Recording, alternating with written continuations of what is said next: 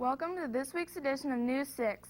Today's program is produced by the 6th grade class of Leipsic Elementary.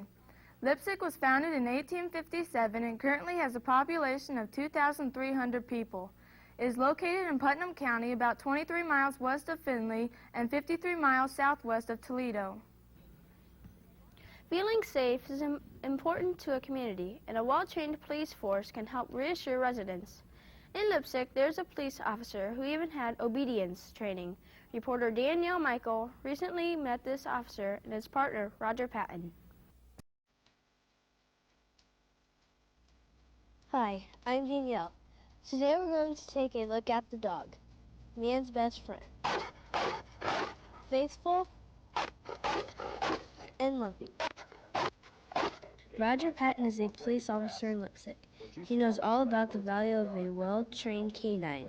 His partner Bear is a 3-year-old German Shepherd. Dogs are good for narcotics because of their nose. They have a greater olfactory sense than what you or I have. And by olfactory sense, I mean the membranes inside your nose. Theirs are about 10 times larger than what ours are. And so consequently, he can smell things that you and I can't. That's why we train them to find drugs. Without him, there's times that I just would not be able to find anything to be hidden. Heel! Sit. Stay. Stay. Officer Patton says that in order to work together effectively, he and Bear have to have a special relationship. My best buddy, okay? We do everything together. We go places together, we do things together, we play a lot together.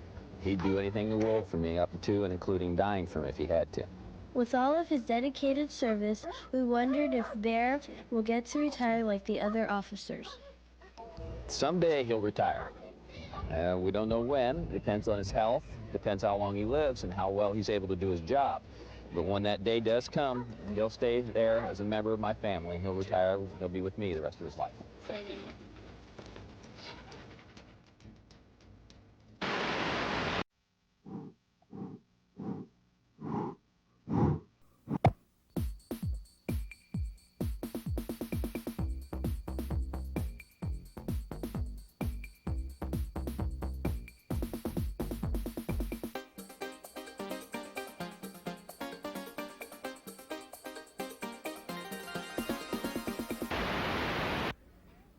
Today, kids watch a lot of television, but if you were a kid 50 years ago, radio was the big thing. Recently, our class visited a man who collects old-time radios. Reporter Stacy Thomas spoke with her father, Richard Thomas, about his hobby. Hi, I'm Stacy, and we're here to visit my dad, Richard Thomas, who collects antique radios. This is an old Bendix radio here. It dates back probably in the 40s. My dad has been collecting radios since the mid-70s. Today he has almost 200 different models. First received old radio from my mom and dad. The ones today are more compact and plastic, where the older ones are wooden. I have tall ones, like a Crosley, down to the small wooden ones. Sometimes old radios can be found at flea markets, auctions, or antique shops. Usually Dad finds them broken and has to fix them up. Normally replacing tubes or condenser or a speaker that goes bad. The old radios are all operate on vacuum tubes, and where the newer ones today are all transistorized. A lot of radios look alike today, but over the years they have changed a great deal. This is Stacy Thomas reporting for News 6.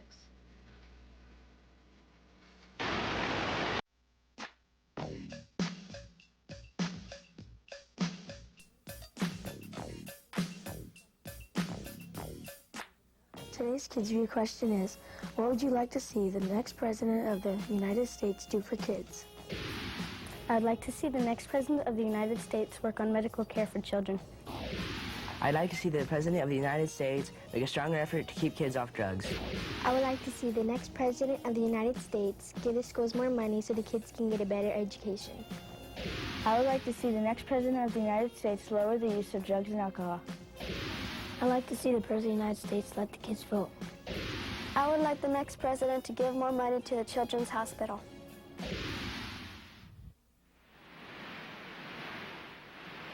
News 6 Retro. How you doing today? Okay. Been doing anything? No, not much.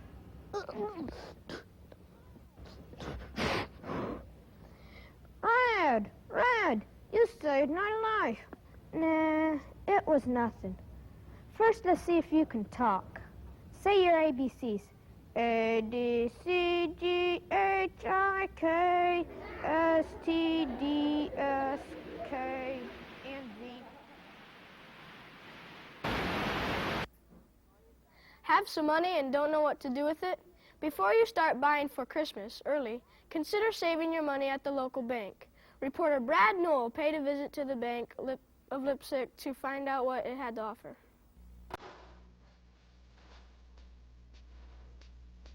Hi, I'm Brad. I'm here at the Bank of Leipsic to find out what the difference is between this bank and this bank.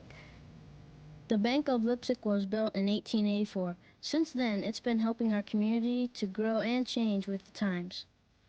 Since 1884, the Bank of Leipsic has helped the community by putting money back into the community, making it grow through loans to the customers.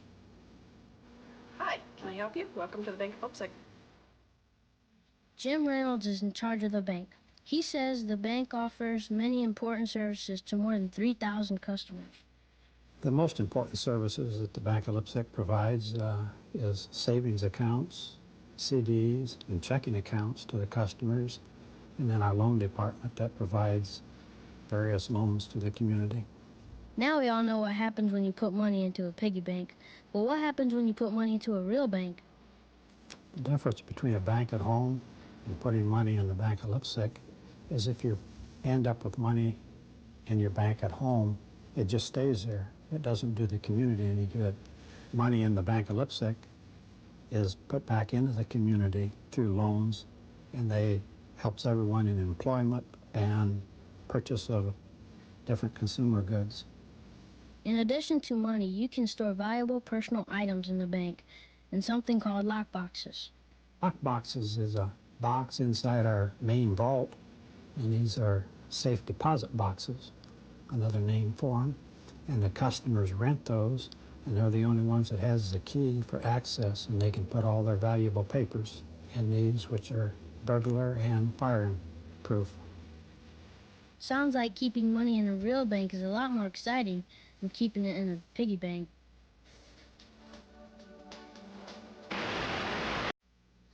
That's all for this edition of News 6. Tune in next week when News 6 will be brought to you by the 6th grade class of St. John Elementary in Napoleon. Goodbye.